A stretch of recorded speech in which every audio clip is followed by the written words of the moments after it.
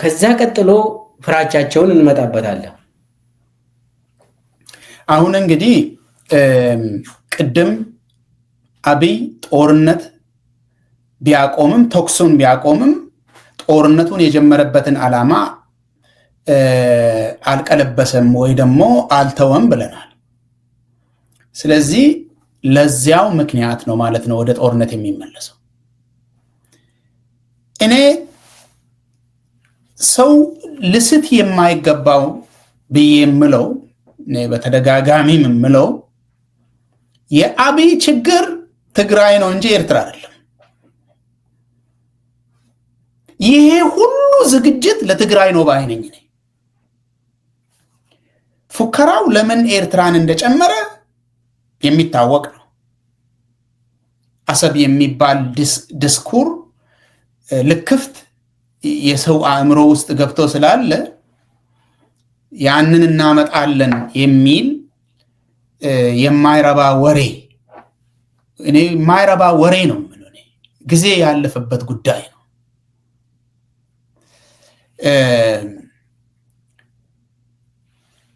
ኢትዮጵያ ትልቁን እድገት ያገኘችው ወደብ ሳይኖራት ነው፣ ተከራይታ ነው። ስለዚህ ከኢኮኖሚ ጋር የሚገናኝ አይደለም። ኢትዮጵያ በወታደራዊ አቅም የባህር ኃይል ሳይኖራት ነው በኢህአዴግ ዘመን በጣም ከፍተኛ ደረጃ ላይ የደረሰችው። ሰላም አስከባሪ ተብላ በአፍሪካ ሁሉ እየዞረች እየተቀጠረች ገንዘብ የምትበላው ኢትዮጵያ ባህር ኃይል ሳይኖራት ነው። በዛ በኩልም ምንም ዋጋ ያለው ነገር አይደለም የሚያወሩት። ይሄ ሁሉ ሰራዊት እነሱ የሚያሳዩት ያ ሁሉ ድሮን በአማራ ክልልም እየተኮሱ ኦሮሚያም እየተኮሱ 7 ዓመት የደረሱበት ጉዳይ ይሄ ሁሉ ዝግጅት ትግራይን ለመምታት ነው። እኔ በዚህ በኩል ምንም ጥርጣሬ የለም። ለምንድነው ኤርትራ የሚለው ብትለኝ እኔ ለምን እንደዚህ እንደሚሉ አላቅም። መገመት ስለምችል ግን ገምት ብትለኝ ትግራይ ላይ ተደርበው ይመጣሉ የሚል ነው ያለው ፍራቻ። ይሄ ነው ተደርበው መጥተው ይመቱናል የሚል ገና ለገና ለማስፈራራት ወዮል ከመጣህ እስከ አስመራ ማንመለስም የሚል ማስፈራሪያ ነው ባይነኝ ነኝ። ወደ ትግራይ ለመዝመትና ትግራይን ለብቻ ለመምታት እሱ ይቻላል አይቻልም ሌላ ጉዳይ ነው። እነ አብይ ግን ቅድምም ተናግረናል። የአብይ ቅዠት ትግራይ ነው። ትግራይ ይደፋኛል የሚል ሰውዬ ነው። ገና ከጠዋት ሳይነሳ ትግራይ ሊደፋኝ ይችላል የሚል ሰውዬ ከመሬት ተነስቶ ጦርነት የሄደው ቅድም ታዬ እንደተናገረው እንዳሰማ ነው። ወታደራዊ አዛዦቹ የደህንነት አዛዦቹ እንዲወገዱልኝ ነው፣ እኔ በመፈልጋቸው ሰዎች እንደተካቸው ነው። ማንም እኮ እሱን የተቀናቀነ ሰው እኮ የለም። የአብይን አዛዥነት የአብይን ጠቅላይ ሚኒስትርነት ተቀብሎ እኮ ነው ኤታማዦር ሹሙ የተገደለው። ስሙን አምጣልኝ። ሰዓረ ጀነራል ሰዓረ እኮ የተገደለው እኮ ከአብይ ጋር እኮ ምንም ግብግብ እኮ አልሄድም። አብይ ጠቅላይ ሚኒስትር ነኝ ብሎ ሲሾመው እኮ እሺ ብሎ እኔ የአገር ወታደር ነኝ አገርን የማገለግል ሰው ነኝ ብሎ እኮ ነው። አብይ ግን የትኛውም የትግራይ ወታደራዊ ኃይል እዛ ውስጥ ቁጭ ብሎ እንቅልፍ አይዘኝም የሚል ሰውዬ ነው። አሁንም የአብይ ችግር ትግራይ ነው እያልኩ ነው። ትግራይን ካሸነፍኩኝ ሁሉም ነገር ያበቃለታል፣ እኔን የሚቃወም ኃይል ሁሉ ያበቃለታል የሚል ነው። እንዴት ነው የሚያበቃለት?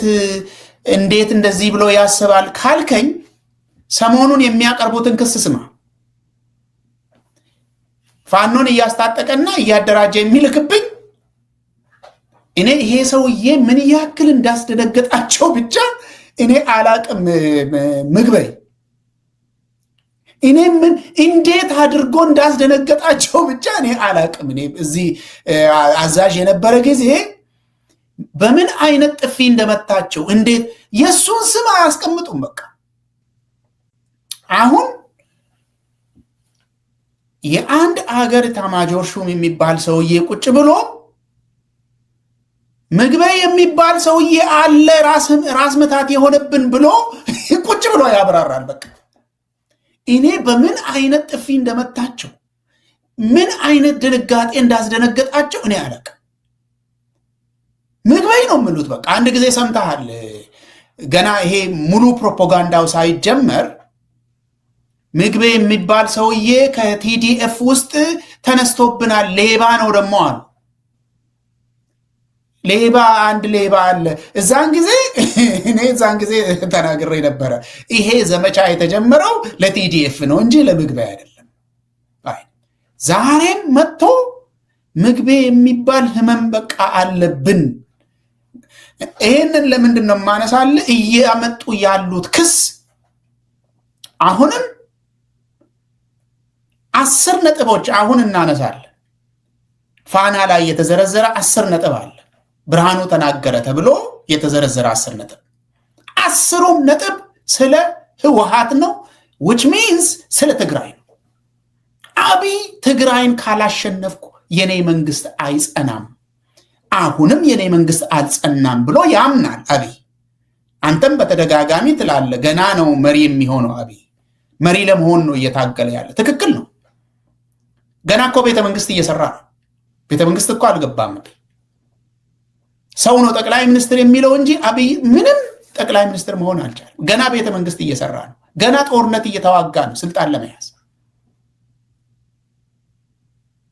ወላድን ሳይቀር ይመታል። እዚህ ታያለ። ከኔ ፊት ለፊት የሚቆም ሰው ሁሉ ይታረዳል ነው ያለኝ አልክ አይደለም? እያረደ 7 ዓመት ሙሉ እያረደ እዚህ የደረሰው ስልጣን ለመያዝ ነው አብይ። ትግራይ ህወሓት ጠፍቶም ራሱ አብይ ትግራይ ህልውናው ካልተሰበረ በስተቀር እንቅልፍ የሚይዘው አይመስልም። አሁንም አብይ እየተንቀሳቀሰ ያለው የትግራይን ህዝብ እንደ ህዝብ ለመጉዳት ነው። ተናግሯል። ይህንን ደግሞ ባለፈው ፓርላማ ላይ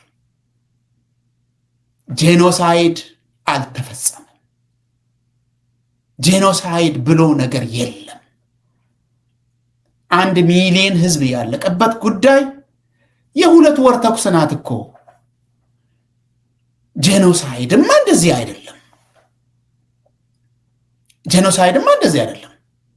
እቺ ምን አላት? 1 ሚሊዮን ምን አላት እቺ ብሎ የሚያወራ ሰውዬ ጄኖሳይድ ምን እንደሆነማ አሳያችኋለሁ የሚል ሰውዬ ነው። እንደዚህ ነው እየተናገረ ያለው። ጄኖሳይድ ካላችሁ ምን እንደሆነ እኔ አሳያችኋለሁ። ስም ጠርቷል። ሁሉ ምሳሌ ወስዶ ማን ደረሰላቸው ብሎ ስም ጠርቷል። በጠራራ ፀሐይ እየገደልኩ አሳያችኋለሁ ጄኖሳይድ ምን እንደሆነ የሚል ሰውዬ ነው። አሁንም እየተንቀሳቀሰ ያለው የትግራይን ህዝብ ለመፍጀት ነው።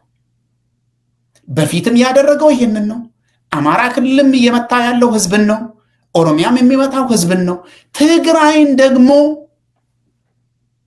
እንደ ህዝብ ህልውናው እስኪጠፋ ድረስ ሊዋጋው የሚፈልግ ሰውዬ ነው። ይሄንን ሰው በፍጹም መርሳት የለበትም። አብይ አሁንም እየተናገረ ያለው ሳይደብቅ በግላጭ 1 ሚሊዮን ሞተ እያላችሁ ምን አላት? ጄኖሳይድማ ስሙን መጥራታችሁ ካልቀረ አሳያችኋለሁ ልሄድ ነው እያለ ነው። እንደዚህ ነው እየተናገረ ያለው። እንደዚህ ነው እየተናገረ ያለው። ስለዚህ አብይ አሁንም ዋና ታርጌቱ ትግራይ፣ ኤርትራን ተደርበ እንዳትመጣብኝ የሚል ነው። እንደኔ ተደርበ እንዳትመጣብኝ ነው። ተደራርበዋል፣ ተስማምተዋል፣ ጽምዶ ፈጥረዋል ብርሃኑ የሚለው ነገር እሱ ያለውን ልውሰድ እኔ ስለማላቅ ማስረጃም ስለሌለኝ እነሱ ናቸው ክስ የሚያቀርቡት ሁሉ ጊዜ ጽምዶ የሚባል ጥምረት ተፈጥሯል በትግራይና በኤርትራ መካከል የሚል ይሄ ህገ መንግስታዊ አይደለም አለ። አሁን አንተ ቅድም ህገ መንግስት አሉ አልክ አይደለም? ህገ መንግስታዊ አይደለም አለ። ተመልከት ብልቄሳ፣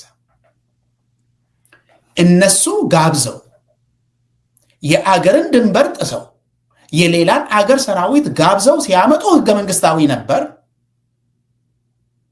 ሰውን በጠራራ ፀሐይ ሲያስረሽኑ፣ ሴቶችን ሲያስደፍሩ፣ አገርን ሲያዘርፉ ህገ መንግስታዊ ነበር በዛን ጊዜ።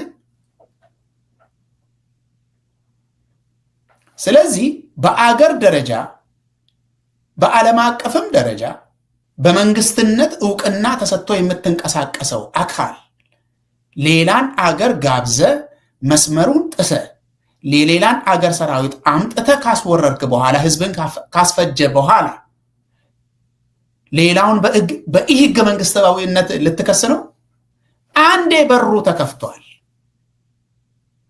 በአገር ደረጃ የተቀመጠው አገዛዝ በመንግስትነት በዓለም ደረጃ ዕውቅና የተሰጠው ራሱን መንግስት ብሎ የሚጠራ ያንን ቀይ መስመር ከጣሰ በኋላ ማንም ሊያከብር አይችልም። ለምሳሌ ህወሓት የማክበር ግዴታ አለበት ብዬ አይደለም እኔ። ተጥሷላ። ተጥሶ ሰራዊት አይደለም የተመጣው፣ ህዝብ ነው የተፈጀው። የአገር ሉዓላዊነት ተጥሶ ህዝብ ተፈጅቷል በጠራራ ፀሐይ። ስለዚህ ህዝብን ለመፍጀት ሳይሆን ራስን ለመከላከል ህወሓት እነሱ እንዳሉት ድንበር ተሻግሮ ጽምዶ ፈጥሮ ከሆነ ጥምረት ፈጥሮ ከሆነ እነሱ ናቸው ያሉት፣ እኔ አላውቅም። ጽምዶ ፈጥሮ ከሆነ እነሱ በቀደዱት መንገድ ነው። ማንም የሚከለከል ሰው የለም። መንግስት ነኝ ያለው አካል በሩን ከፍቷል። እኔ ይሄ ትክክል ነው ይደረግ ምናምን እያልኩ አይደለም። ነገር ግን ፕሬሲደንት ተፈጥሯል። ደንበኛ ፕሬሲደንት። ይሄንን የፈጠረው የክልል ኃይል አይደለም፣ ሽፍታ አይደለም። በአገር ደረጃ ዕውቅና የተሰጠው መንግስት ብሎ ራሱን የሚጠራ ነው። በጠራራ ፀሐይ የአገርን ድንበር ጥሶ ሉዓላዊነትን ጥሶ የሌላን አገር ሰራዊት ጋብዘው ያመጣ ፕሬሲደንት ተፈጥሯል እያልኩ ነው። መከልከል የለም፣ ምክንያቱም ፕሬሲደንት ተፈጥሯል። ፋኖን የሚከለክል ሰው የለም፣ ፕሬሲደንት ተፈጥሯል። ያንን የሚከለክል ሁሉንም የሚገዛ ህገ መንግስታዊ ስርዓት ነበረ። መከላከያንም አደብ የሚያስገዛ፣ መንግስትንም አደብ የሚያስገዛ፣ ሌሎቹንም አደብ የሚያስገዛ፣ እኛም ራሳችን ስናወራ እረፉ የምንልበት ህገ መንግስታዊ ስርዓት ነበር። ያ ፈርሷል። ኤርትራ ተጋብዞ ሲመጣ ነው የፈረሰው። ዛሬ በሚዲያ ዲስኩር መመለስ አይቻልም። ገና አገሪቷ አዲስ ኮንትራት ያስፈልጋታል። አዲስ ኮንትራት ያስፈልጋታል። ኦኤልኤን ከኢከሌ ጋር ጉድኝት ፍጠር ከኢከሌ ጋር አትፍጠር ብለ ድንበር ማበጀት አትችልም። ምክንያቱም ድንበሩን ጥሰሃል፣ ጥሰ አሳይተሃል። በወሬ ሳይሆን በሚዲያ ላይ ሳይሆን በተጨባጭ ጥሰ አሳይተሃል፣ ጋብዘ አምጥተሃል። ስለዚህ ኤርትራና ህወሓት ወይ ደግሞ ሻዕቢያና ህወሓት እነሱ እንዳሉ ተጣምረው ከሆነ እነሱ በከፈቱት በር ነው ባይ ነኝ። ስለዚህ ይህ ህገ መንግስታዊ የሚባል ነገር የለም። ያ ነገር ተጥሷል አንድ ጊዜ። ሌላ ከ10 ነጥቦች አንዱ ብርሃኑ ያወራው እሱ የተናገራቸውን ነጥቦች ለማንሳት ነው። ህወሓት ወደ ጦርነት የሚያስገባ ከበቂ በላይ ጥሰትና ትንኮሳ ፈጽሟል አለ። በአደባባይ እኛ ያየነው የእነሱን ትንኮሳ ነው። ፕሪቶሪያ ቅድም ሳይፈጸም የቀረው በነ አብይ ምክንያት ነው ብለናል። ተዘጋጅተናል ብለው ጥሩምባ የሚነፉት ሁሉ ጊዜ እነ አብይ ናቸው። ከዛ ውስጥ ሁለተኛ ስለ ጽምዶ ተናግሬያለሁ። ዲዲአር ሳይፈጸም በመቅረቱ ይህ ህገ መንግስታዊ ነው አለ፣ ወይ ጸረ ህገ መንግስታዊነት ነው አለ። እኔ ቃሉ ራሱ ኬት እንደመጣላቸው አላውቅም። ይህ ህገ መንግስት ጉዳይ አብይ ገና ሲመጣ ነው ህገ መንግስት የለም ብለው የተናገረው። አንደኛ ክልሎች ድንበር የላቸው የአስተዳደር መስመር ነው አለ። ህገ መንግስቱ እንደሚለው ግን ደንበኛ ድንበር ነው ያላቸው። ድንበር ብቻ አይደለም፣ የክልል ምክር ቤት አላቸው ወይ ፓርላማ አላቸው፣ ባንዲራ አላቸው፣ የክልል በፕሬዝደንት የሚመራ የክልል ካቢኔ አላቸው። ነፃነት ማወጅ ሲቀራቸው ነው ህገ መንግስቱ የሚሰጠው። ያንን እንደገና ተከራክረን ወደ ሌላ ነገር እንወስዳለን። ሌላ ነገር የለም ብሎ መጥቶ የካደው ግን አብይ ነው። እነ የመከላከያ አዛዦችን እኮ ሰብስቦ ጀነራል ሰዓሬ የነበረ ጊዜ እኮ ሰብስቦ የኛ ታማኝነት ለህገ መንግስቱ ነው ጀነራሎቹ ሲሉ እናንተን ስለ ህገ መንግስት ምን ያገባቸዋል ብሎ በግላጭ የተናገረ ሰውዬ ነው። ሰዓረ ነው አሉ እንደዚህ የተናገረው። እኛ ለህገ መንግስቱ ነው የምንታመነው ሲባል እናንተን ስለ ህገ መንግስቱ ምን ያገባቸዋል ብሎ የተናገረ ሰውዬ ነው አብይ ማለት። የለም ህገ መንግስት እሱ ነው ያለው። ያንን ሁሉ ጥሶ ነው ህዝብን የፈጀው። የክልል ፕሬዝደንቶችን የሻረው ህገ መንግስቱን ጥሶ ነው።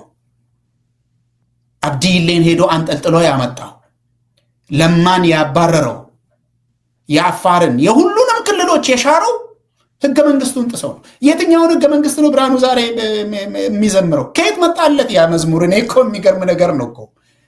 ማፈር የሚባል ነገር የለም ወይ ነው።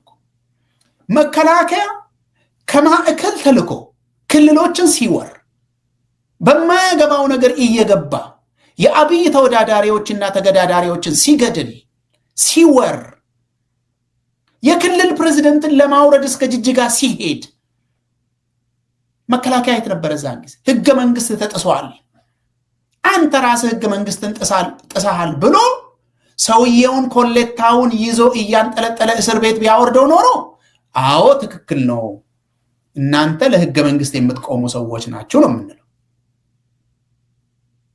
የሌላ አገር ሰራዊት ተጋብዞ በነሱ ፊት ህዝብ ሲፈጅ፣ የሰው ሬሳ ተትረፍርፎ በሱዳን በውሃ ላይ ሲንሳፈፍ ዓለም ሲመለከት፣ የአገር ውስጥ ሚዲያ የደበቁትን በሲኤንን በምናምን ስናይ፣ እዛን ጊዜ እኛ ቁጭ ብለን አገር ተደፍሯል፣ ህገ መንግስት ተጥሷል ቢል ኖሮ ብርሃኑ እዛን ጊዜ ሰውየው እውነቱን ነው የምንለው።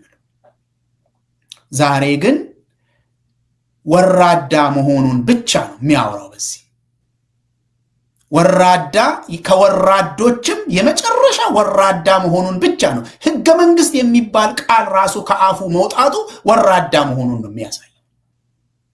አይገባቸውም። ይሄንን ቃል ማምጣቱ ራሱ አይገባቸውም። አዳነች ያለችውን ተመልከተ። እነሱ የጻፉት ህገ መንግስት አለ አይደለም እንዴ? በዛ መሰረት ተገንጥሎ መሄድ ነው እኮ ነው ያለችው። እነሱ ይሄንን የምትለው ለህዋት ብቻ አይደለም። እዛን ጊዜ የእብደት ጊዜ ስለነበረ አገር ሙሉ አብዶ ስለነበረ ዘፋኝ ቄስ ፓስተር ምን ሳይቀር ያበደበት ጊዜ ስለነበረ ትግራይን ነው እንደዚህ የምትለው።